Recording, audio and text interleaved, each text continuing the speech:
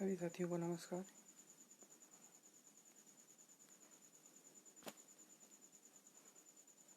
आवाज़ आ रही हो? जी विष्णुपाल जी है।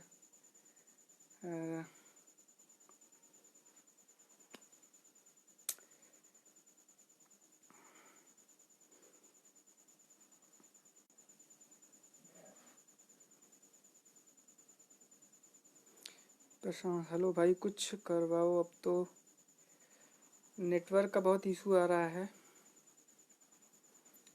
अगर मेरे पास बीटीसी प्रथम पहले कुछ जो आज की हेलो,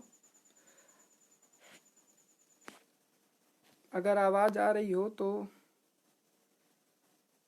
जी भाई आ रही है। चित्रांश जी बता रहे हैं आ रही है। कुछ शशि कुमार सिंह जी बिल्कुल वॉइस क्लियर है। चलिए वॉइस क्लियर है, ठीक है। राधे राधे भैया। तो आज जैसा कि लिस्ट आ गई है लखनऊ खंडपीठ की, इससे पहले कल परसों में इलाहाबाद हाई कोर्ट के मतलब मुख्य पीठ की आई थी। अतुल जायसवाल आवाज़ नहीं आ तो रही भैया, आप में हो सकता है थोड़ा तेज बोलिए भैया। बिल्कुल तेज बोलना थोड़ा। जी, तो इलाहाबाद हाई कोर्ट का जो ऑर्डर था, बेंच की लिस्ट थी वो एक दो दिन पहले आ गई थी और लखनऊ बेंच की आज आई है। जी, लखनऊ बेंच की आज आई है लिस्ट, जिसमें अभी तक सिंगल बैठ रहे थे पंकज जायसवाल सर। उसके बाद से फिर सॉरी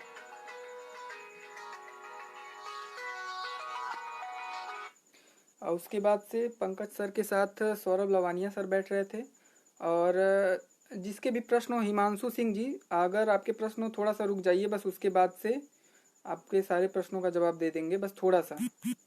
अखिलेश यादव जी ठीक है भैया।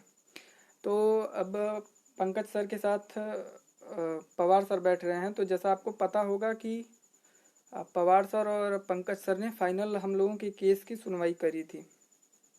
जी, हम लोग के केस की फाइनल सुनवाई पंकज सर और इन्होंने की थी।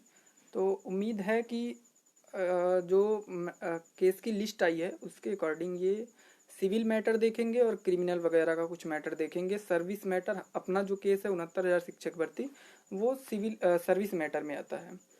तो अगर इसमें आर्डर लिखे जाने की संभावना तो बहुत कम है। अगर आर्डर आज से पहले लिखा गया है तो वो पब्लिश हो सकता है। जैसे कुछ लोग ये कह रहे थे कि आर्डर पब्लिश नहीं होगा या ऐसा कुछ नहीं है, तो ये कंडीशन इसके साथ अलाउ नहीं होती है। फ़ोन ऑफ करो, बिल्कुल भैया अब नहीं आएगा कॉल, परेशान ना हो। तो उसके बाद से ये कंडीशन होती है कि जैसे अगर दो कंडीशन में आपका ऑर्डर आ सकता है। एक तो चीज़ लिस्ट होगी, आपका ऑर्डर आना होगा तो जो काज लिस्ट आती है वो आपके हाई कोर्ट के काज लिस्ट में मेंशन होगा कि हाँ 69,000 शिक्षक भर्ती का ऑर्डर इस डेट में पब्लिश होने जा रहा है। दूसरा होता है कि जो उससे संबंधित जितने भी अधिवक्तागण होंगे, जितनी याचिकाएं फाइल की गई हैं, उनके जो उनके द्वारा मोबाइल नंबर दिया गया होगा, रजिस्टर्ड नंबर होगा जिस पे वो याचिका पे केस लड़ रहे होंगे, तो उनके पे मैसेज भेज दिया जाएगा कि हाँ आपका ऑर्डर इस दिन लिस्ट हो रहा है। ये बिल्कुल शर्तियाँ नहीं है कि अगर ऑर्डर काज लिस्ट में मेंशन हो तभी आपका ऑर्डर आए। तो ऐसा कुछ भी नहीं है कि हो सकता है कल ऑर्डर पब्लिश होना हो तो वो चीज़ एक दिन पहले ये हो सकता है कि आपके अधिवक्ता के मोबाइल पे व्यक्तिगत सूचना सारे अधिवक्ताओं के मोबाइल पे भेज दिया जाए, या मेन पिटिशनर और एक अपोजिट पार्टी पे। लगभग ये कंडीशन होती है। अमूमन ऑर्डर काज लिस्ट में मेंशन होके आता है, लेकिन जैसी परिस्थितियाँ चल रही हैं उस कंडीशन में ये भी हो सकता है कि ऑर्डर अचानक से आ जाए। तो इसमें कोई भी ये गुरेज नहीं कर सकता है, ना कोई भविष्यवाणी कर सकता है कि ऑर्डर अब आएगा या नहीं आएगा। कुछ लोग ये बोल रहे हैं कि आप लोग, अर्पित मिश्रा जी शायद आवाज़ स्लो आ रही है आपकी भैया।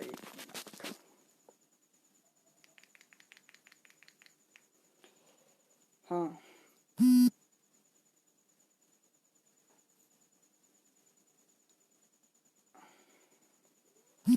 उसके बाद से कुछ लोग ये बोल रहे हैं कि आर्डर हो सकता है कि बिना लिस्ट हुए नहीं आएगा, प्रॉपर बेंच तक चले नहीं चलेगी तब तक ऑर्डर नहीं आएगा।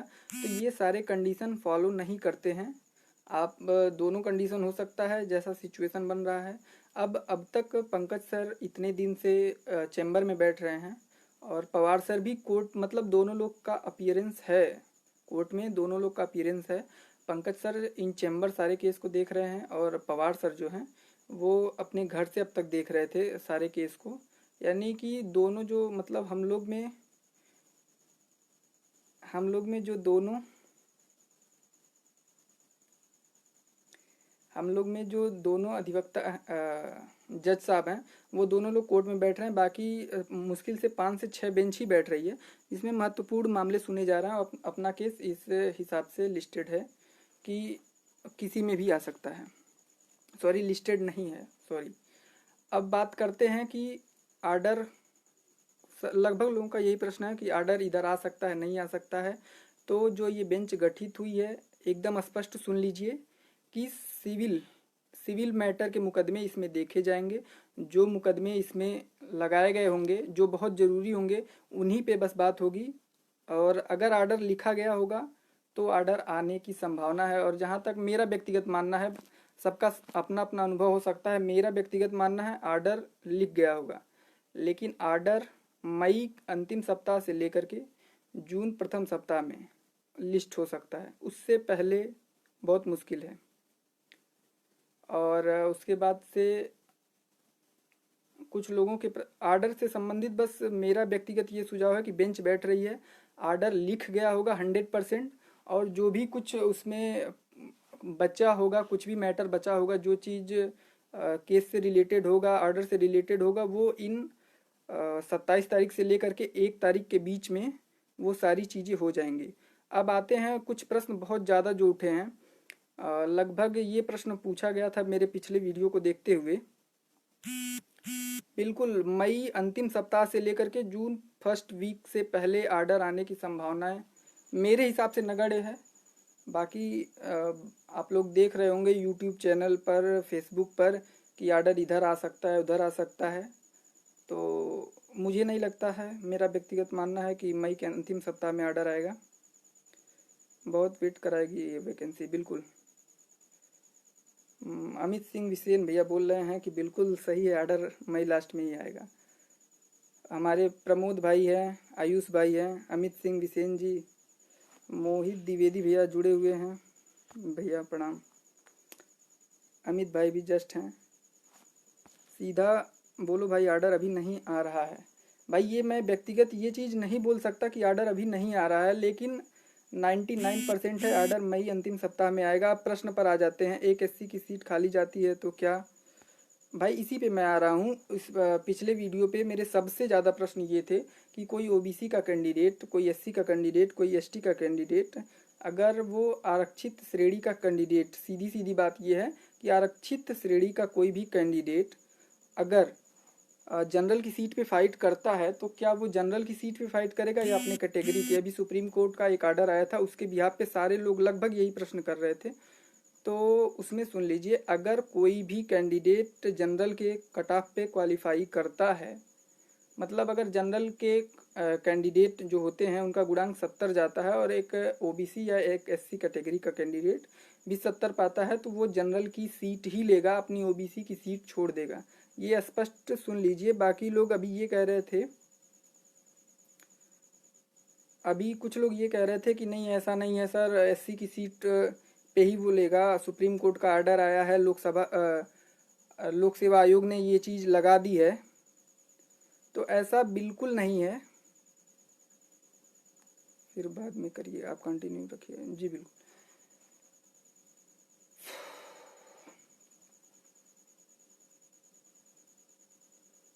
सन्नी गौतम जी।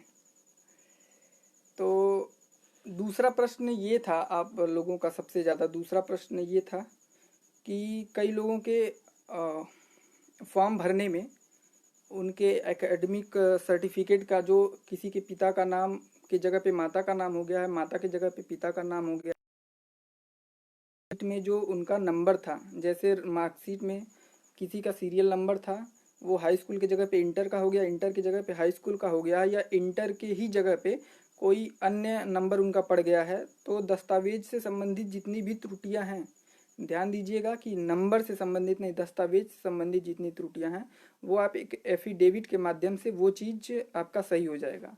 ये सबसे ज़्यादा क्वेश्चन था, तो इस चीज़ का आंसर है। दूसरा एक क्वेश्चन था कि अगर किसी के मोबाइल नंबर पे, जो मोबाइल नंबर वो डाला था फॉर्म भरने का जो प्रक्रिया था 68,500 में, सेम सारी चीज़ें वही अपनाई जा रही हैं, कट ऑफ को छोड़ करके, और भर्ती भी अलग है 68,500 से। लेकिन जो प्रोसेस है उसके तहत अगर किसी ने मोबाइल नंबर जो डाला है और वो मोबाइल, अर्पित नई वैकेंसी कब तक आएगी भैया, 1 मिनट बस, उसके बाद रुकते हैं। और मोबाइल नंबर जिसका जो समस्या था कि मोबाइल नंबर नहीं आ रही है, मोबाइल नंबर पे ओटीपी आता है और उसके अकॉर्डिंग ही वो चीज़, वो फॉर्म फिल कर सकते हैं, फॉर्म भर सकते हैं। तो अगर ये कंडीशन है कि किसी का मोबाइल नंबर वो अब नहीं है, तो अब आगे क्या होता है ये चीज़ अलग बात है। लेकिन जहाँ तक पिछली बार था, 4 से 5 दिन के लिए पीएनपी पे फॉर्म ले करके, आवेदन ले करके मोबाइल नंबर को अपडेट किया गया था, जिसके बिहार पे वो सारी चीज़ें सही हो गई थी। जो पास है खास है, बिल्कुल जो पास है वो खास है। मैंने पिछली बार भी बताया था और इस बार भी बता रहा हूँ कि बहुत ज़्यादा रिजल्ट मेरे, मतलब मैंने व्यक्तिगत जो अनुमान लगाया है उसके हिसाब से बहुत ज़्यादा रिजल्ट किसी भी कंडीशन पे नहीं जा सकता है। मैक्सिमम 80, आप कितना भी समझा लीजिए, कुछ लोग कुछ नहीं हो सकता है भैया। रिवाइज आंसर की में भाई 2 से 3 नंबर तक का डिफरेंस हो सकता है, 2 से 3 नंबर, उससे ज़्यादा कुछ नहीं। 2 से 3 नंबर, 40-45 पे वैकेंसी आती है, तो मुझे नहीं लगता कि वैकेंसी क्लियर होगी। 40-45 पे अगर वैकेंसी आता है तो मुझे नहीं लगती है वैकेंसी क्लियर होगी। सुप्रीम कोर्ट सरकार जाएगी, या कुछ दिन रुक के जाए, लेकिन सरकार सुप्रीम कोर्ट जाएगी। मैं पीएनपी की जगह सीआरटी लिख ले, प्रॉब्लम तो नहीं होगी, नहीं उतना ज़्यादा दिक्कत नहीं होगी। इनका क्या दिक्कत है, अगर मेरे पास बीटीसी प्रथम सेमेस्टर और द्वितीय सेमेस्टर संशोधित मार्कशीट शिक्षक भर्ती की काउंसलिंग के दौरान प्राप्त नहीं हुई, तब मेरी समस्या का हल बताएं, क्या होगा बताइए, मैं बहुत चिंतित हूँ। वो आप पीएनपी पे संपर्क कर लीजिए भैया, वो चीज़ मिल जाएगा। और नहीं होता है तो पीएनपी आपको लिख के दे देगी, उसके लिए कोई समस्या नहीं होगी। बस गवर्नमेंट वाले से, ओबीसी का अगर जनरल में होता है तो क्या वो डिस्ट्रिक्ट अलॉट जनरल में होगा? जी बिल्कुल, अगर ओबीसी का जनरल में होता है तो वो डिस्ट्रिक्ट अलॉट जनरल के अकॉर्डिंग ही होगा। और अगर ओबीसी की सीट खाली रहेगी और जनरल की सीट आपके गृह जनपद में भर गई होगी, तो आपको उठा के दूसरे जनपद में फेंक दिया जाएगा। जो भी ओबीसी का कैंडिडेट है, अगर उसका जनरल में होता है, रणंजय सिंह भैया धन्यवाद, अगर वो चीज़ जनरल में क्वालिफाई करते हैं तो जाहिर सी बात है आपको आपका गृह जनपद नहीं मिलेगा। जनरल की जो सीट होगी, वही कंडीशन पिछली बार हुआ था, सोनभद्र और सिद्धार्थ नगर में यही कंडीशन रही थी भैया। तो बिल्कुल गजब आदित्य, नमस्कार भाई।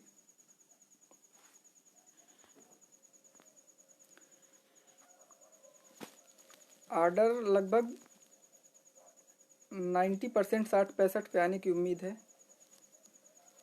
65 ओबीसी क्या चांस है भाई, वो सारा मैंने पिछले वीडियो में बता दिया था। ओबीसी मेरे अनुमान से सबसे ज़्यादा जो फाइट होनी है, सबसे ज़्यादा जो फाइट होनी है, 15-25 ऐसे अभ्यर्थी, पूरे 80,000 रिजल्ट आए, 1 लाख रिजल्ट आए, या रिजल्ट आपका 70-75-80-85 1 लाख, इतने तक भी रिजल्ट जाता है, तो जो 70 के ऊपर फाइट होगा वो 25, मैक्सिमम 25 से 30 हज़ार, यही बच्चे होंगे जो 70 के ऊपर फाइट करेंगे, 25,000 करीब। बाकी के 10,000 9,000 जो कैंडिडेट होंगे वो आपके करीब फाइट करेंगे 64 से लेकर के 70 के बीच में। और बाकी ओबीसी वाले तो भैया हमको लगता है कि, मेरा मतलब व्यक्तिगत मेरा अनुमान है, सब लोगों का मत अलग अलग हो सकता है, मेरा अनुमान है 61-60-62, 61-62 पे ओबीसी हो जाएगा हर हाल में। और जनरल 63 में। मेरे पिछले वीडियो के बाद बहुत से लोगों का फ़ोन आया था, तो बीएड कैंडिडेट भी बहुत ज़्यादा लोग भैया थे, बड़े भाई थे, तो उन लोगों के 59-60 ऐसे मेरिट, तो बहुत ज़्यादा जनरल कैंडिडेट के 59-60-61 ये मेरिट है। तो सबसे ज़्यादा फाइट 60 से लेके 65 तक होनी है। 65 से ऊपर फाइट ही नहीं होनी है। ये 65 से ऊपर के लगभग लोग चयनित हो जाएंगे। फाइट जो होगी वो 60 से 65 के बीच में होगी। जी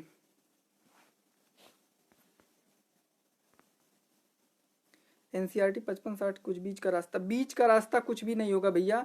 या तो रिट अलाउ होगी या तो रिट खारिज हो, दो ही आदेश आएगा। या तो रिट खारिज हो जाएगी या तो अलाउ हो जाएगी। अलाउ होती है तो 60-65 जीतेगा, और अगर खारिज होती है तो उस कंडीशन में 40-45 बहाल हो जाएगा।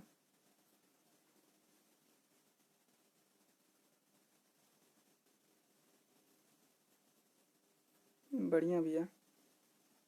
60-65 पे बीटीसी भैया। बीटीसी और शिक्षा मित्र की संख्या चित्रांश भाई पूछ रहे हैं कितनी होगी, तो 15 से 16 मैक्सिमम। 16 से एक भी बंदा ज़्यादा नहीं होगा। बीटीसी बीएड के कैंडिडेट 80 गुणांक से ऊपर, अगर 40-45 पे आएगा तो 80 गुणांक से ऊपर बहुत ज़्यादा संख्या होगी। 60-65 पे मुझे नहीं लगता कि 1000 संख्या भी होगी या 2000 होगी। 1000 संख्या बहुत होगी मैक्सिमम।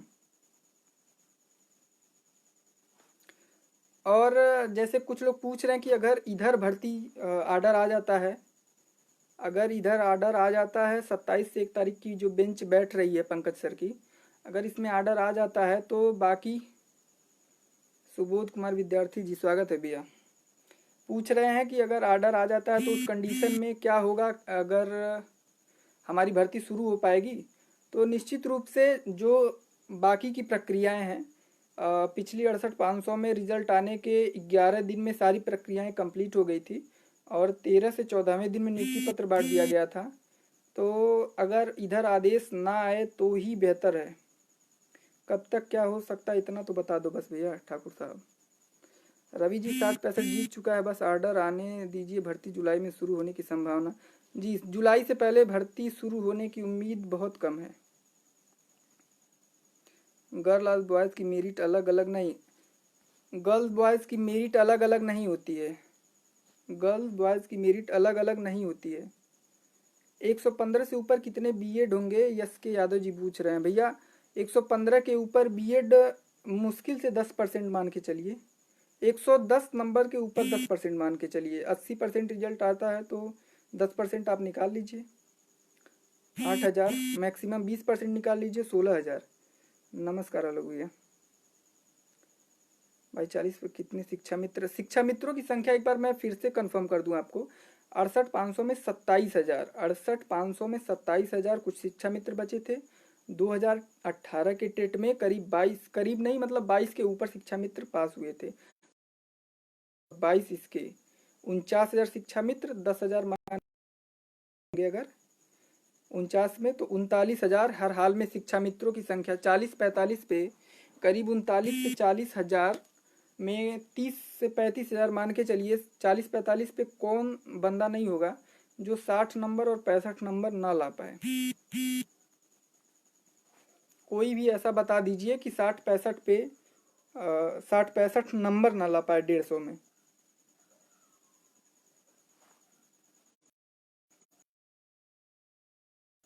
मेरे हिसाब से भी अगर आर्डर मई में आए तो ही सबसे बेहतर होगा।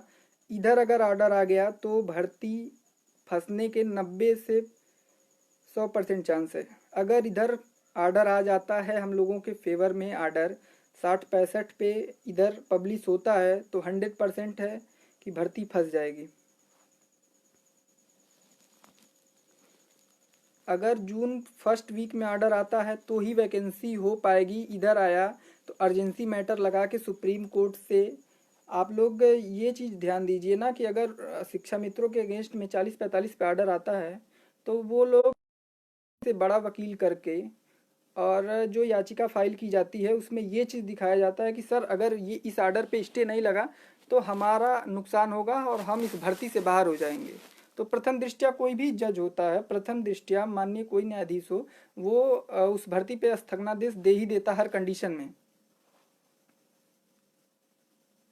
हर कंडीशन में भर्ती पर स्टे मिल जाता है। तो इस समय सबसे बढ़िया एक कंडीशन है कि आप मतलब हम लोग का रिजल्ट जो है, आदेश जो है वो मई के अंतिम सप्ताह में है। जैसे आप लोग इतना इंतज़ार कर लिए हैं, वैसे 1 महीना और इंतज़ार कर सकते हैं।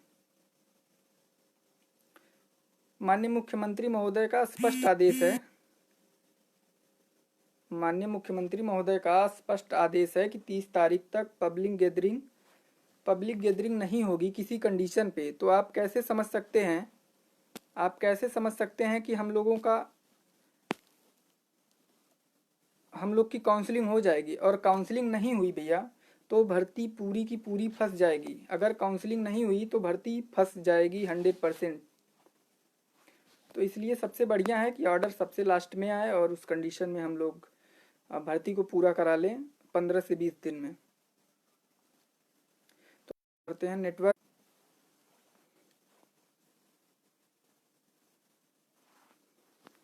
यह नेटवर्क बहुत ज़्यादा डिस्टर्ब है हमारे वहाँ। परिणाम अगर घोषित कर देता है तो सरकार तो स्टे मिल सकता है कोर्ट से। और कुछ लोग ये बोल रहे हैं कि हम लोग कैविएट डाल देंगे तुरंत सारी चीज़ों पे। तो भैया कैविएट का सीधा सा मतलब ये होगा कि जो पक्ष जीतता है वो कैविएट डाल देता है। और कैविएट का दूसरा मतलब बस इतना होता है कि अगर कोर्ट में सुनवाई होगी तो आपको भी सुना जाएगा, एज ए आप इंटरविनर नहीं रह जाएंगे। कैविएट डालने का मतलब ये होता है कि आप उससे प्रभावित हैं और आपको भी सुना जाएगा। इसका बिल्कुल ये मतलब नहीं होगा कि स्टे नहीं मिलेगा विपक्ष को। विपक्ष कोर्ट जाएगा, वो सबसे पहला जो उनका सबसे पहला निवेदन यही होगा कि सर इस भर्ती को रोक दिया जाए, नहीं तो मेरा अभ्यर्थन निरस्त हो जाएगा और मेरे ऊपर सबसे ज़्यादा इफेक्ट पड़ेगा। तो इस कंडीशन में यही आदेश होता है कि भर्ती पर स्टेटस को या स्टे लग जाता है। तो मान लीजिए उस कंडीशन में आर्डर आए कि कम से कम भर्ती पूरी हो जाए। भाई नेटवर्क बहुत ज़्यादा डिस्टर्ब है तो वीडियो समाप्त करते हैं। फिर कोई अपडेट अभी बिल्कुल भी नेट नहीं चल रहा है। जो प्रश्न होगा आप लोग पेज पर आकर के पूछ सकते हैं। पेज पे आपको व्हाट्सअप करने पे भैया बहुत कम जवाब दे पाते हैं, व्हाट्सअप पे बहुत मुश्किल।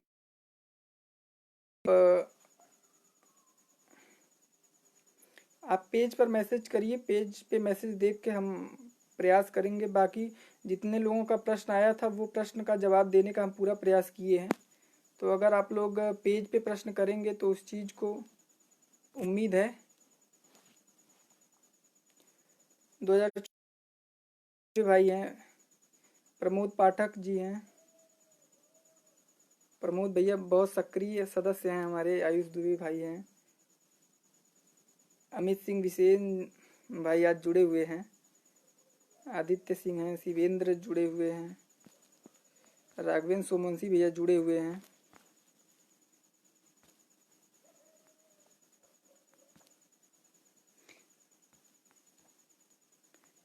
आप चलिए, आपके सौरभ भाई, सौरभ मिश्रा जी जुड़े हुए हैं हमारे चौथे। एक बार विशाल पालीवाल भाई। चलिए, आपके जितने प्रश्न होंगे आप पेज पर पूछ सकते हैं, पेज से आपको जानकारी दे देंगे। नेट अच्छे से चल नहीं रहा है तो शायद चीज़ें आप तक पहुंच नहीं पा रही हैं, तो फिर कोई मतलब नहीं है। आपके जो भी प्रश्न होंगे आप पेज पर आप एक बार कर दीजिएगा, वहाँ से फिर से मैं उठा के जवाब देने का प्रयास करूँगा। धन्यवाद। अब वीडियो समाप्त करते हैं यहीं पे।